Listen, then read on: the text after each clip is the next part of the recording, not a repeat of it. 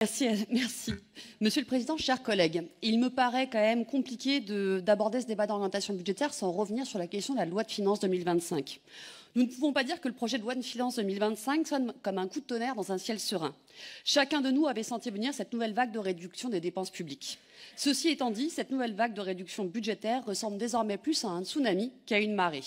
60 milliards d'euros d'économies, dont officiellement 5 milliards aux collectivités, rien que pour 2025, afin d'apporter le déficit de la France à 5%.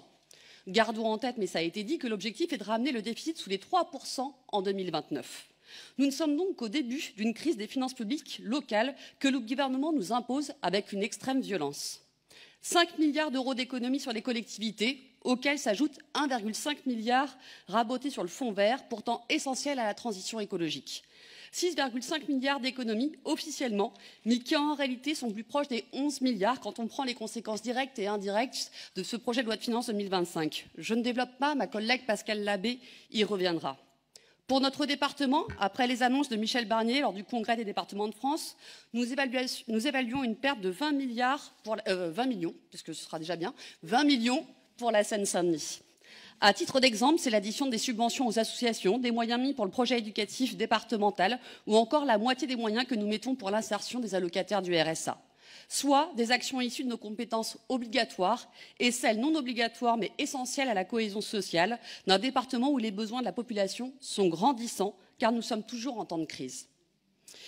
Alors que les collectivités ne représentent que 8% du déficit de l'État et 70% des investissements réalisés, nous devrions réduire nos politiques sociales, environnementales et autres au nom de la sacro-sainte réduction de la dette de l'État. Pour ce faire, le gouvernement est prêt à tout et même à revenir sur ses engagements. Avec ce projet de loi de finances, le gouvernement décide unilatéralement de geler la fraction de la TVA qui venait compenser la suppression de la taxe d'habitation et de la CVAE décidée en 2023 pour la dernière, soit moins de 2 ans après. En plus de faire fi des besoins sociaux et environnementaux, ou encore du contexte inflationniste, parce qu'il en fait fi, il nous place comme collectivité dans l'incapacité d'anticiper nos ressources, ceci étant désormais en grande majorité dépendante des dotations de l'État et donc des lois de finances. Ceci est d'autant plus inquiétant que nous ne sommes qu'au début de la perspective budgétaire adoptée par le gouvernement qui se fixe, comme je le disais, à faire réduire le déficit de la dette de la France en dessous des 3% d'ici 2029.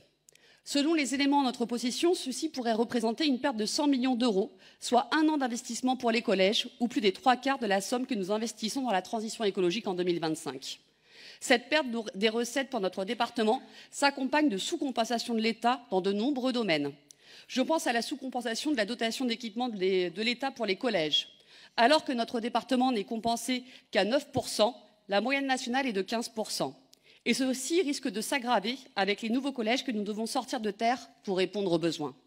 Mais là où le défaut de compensation est le plus important, c'est sur les allocations de solidarité. Pour la PAD, nous ne sommes compensés qu'à 27%, alors que la moyenne nationale est à 40%. Concernant la PCH, notre compensation est de 23%, quand la moyenne nationale est de 33%. Et ceci ne va pas s'améliorer. Pour 2025, les dépenses estimées de l'APA et de la PCH bondissent encore de 30 millions d'euros.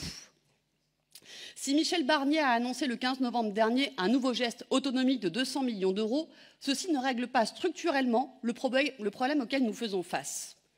Et ceci ne relève pas non plus de la bonne gestion.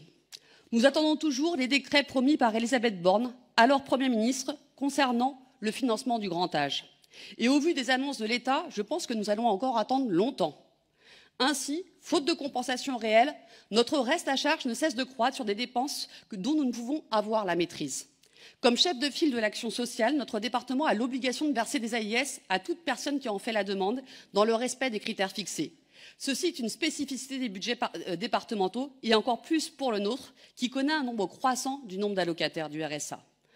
Pour donner qu'un élément, la dette de l'État envers la Seine-Saint-Denis par défaut de compensation du RSA depuis 2004, depuis le transfert en 2004 jusqu'en 2021, la recentralisation, est de plus de 2 milliards, soit un exercice budgétaire de notre collectivité. C'est énorme. Le problème structurel est donc bien là. Et les annonces de Michel Barnier lors du congrès des départements, si elles allègent le poids de l'austérité qu'il nous a lui-même imposé pour 2025, ne règlent en rien cette situation.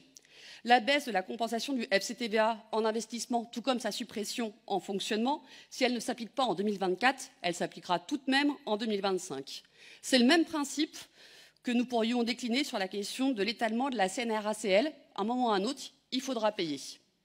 De plus, si les 0,5 points de DMTO supplémentaires peuvent nous donner une bulle d'air, ils seront loin de compenser l'ensemble des recettes retirées par ce projet de loi de finances 2025.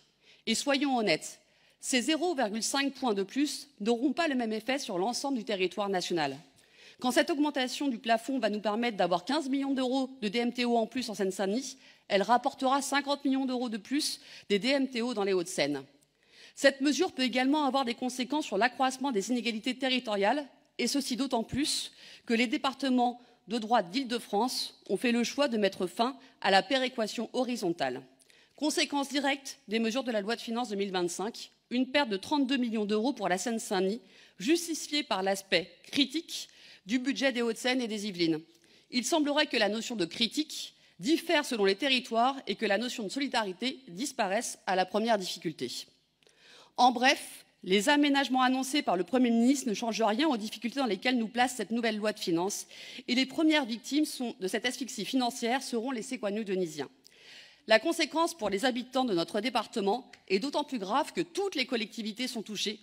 Pour faire un tour rapide d'horizon, au titre de la constitution du fonds de précaution, Montreuil sera ponctionné de 4 millions d'euros, Drancy de 2 millions d'euros, Aulnay 3 millions d'euros, Est ensemble près de 4 millions d'euros, Plaine Commune plus de 5 millions d'euros et la région Île-de-France 81 millions d'euros. Personne n'est épargné et personne ne pourra venir à l'aide de qui que ce soit, toute sensibilité politique confondue. Si la trajectoire budgétaire ne change pas, c'est bien à la mort des services publics que nous allons assister dans leur conception universaliste et de proximité. Et d'ailleurs, n'est-ce pas ça le fond du débat politique qui est aujourd'hui posé? Le débat en commission des finances puis à l'Assemblée nationale nous a démontré que d'autres choix étaient possibles, que d'autres recettes pouvaient être trouvées. 35 milliards de recettes supplémentaires ont été proposées au vote des parlementaires après travaux de la commission des finances de l'Assemblée. 35 milliards qui reposaient la question de la justice fiscale et de la participation de toutes et tous à la solidarité nationale à travers une taxe sur les superprofits, une taxe sur les superdividendes des grands groupes ou encore un impôt sur le patrimoine des milliardaires. Face à ces propositions, les élus de la majorité présidentielle ont hurlé à la dénaturation du texte et dénoncé un matraquage fiscal. Avec 362 voix, ils ont finalement voté comme un seul homme, ainsi que les parlementaires du Rassemblement national, contre ces propositions pour préserver les intérêts de quelques-uns dans l'esprit de cette proposition de loi de finances. Car c'est clairement le choix qui est fait par ce texte, préférant ponctionner le plus grand nombre avec une taxe énergie qui va rapporter 3 à 4 milliards d'euros et exigeant des 1% les plus riches une contribution de 800 millions d'euros, soit 4 fois moins. C'est un vrai débat de conception de société que nous avons aujourd'hui avec ce projet de loi de finances 2025. La réduction des services publics d'un côté, qui sont notre bien commun, et la préservation des profits de quelques-uns de l'autre côté. Cette situation est tellement outrancière que des voix à droite s'expriment, dont Gérard Larcher, pour exiger des aménagements supplémentaires. Sans rien lâcher sur le fond, le président du Sénat sent bien que la pilule va avoir du mal à être avalée par les élus locaux. Il propose de trouver des nouvelles économies et d'abaisser l'effort des collectivités à 2 milliards, ce qui montre qu'aujourd'hui, rien n'est stabilisé concernant ce projet de loi de finances qui est encore en discussion, même à droite. C'est donc dans ce contexte que nous bâtissons nos orientations budgétaires pour l'exercice à venir et même au-delà. Nous partageons les ambitions affichées dans le rapport et les priorités, notamment en matière d'éducation, d'autonomie, d'aide à l'enfance, de transport, d'écologie. Bref, tout ce qui fait notre rôle de bouclier social et d'émancipation du plus grand nombre. Je pense également à nos investissements les plus élevés jamais vus hors JOP. Mais toutes ces ambitions se heurtent aujourd'hui à un contexte financier où la satisfaction de chaque besoin humain par les services publics départementaux incarnés par les agents dont je salue le travail est remis en question. Il en est de même concernant nos besoins d'investissement. Ces investissements si nécessaires pour la transition écologique dont l'actualité nous rappelle l'urgence. Cette nasse budgétaire dans laquelle nous enferme le gouvernement nous oblige une nouvelle fois à recourir à l'emprunt. En effet, 300 millions d'euros pour la période 2025-2029 au maximum. 300 millions d'euros pour relever le défi de la lutte contre le dérèglement climatique et la justice sociale. Car posons-nous le débat de la tête avec les bonnes questions. La dette pour qui? La dette pourquoi?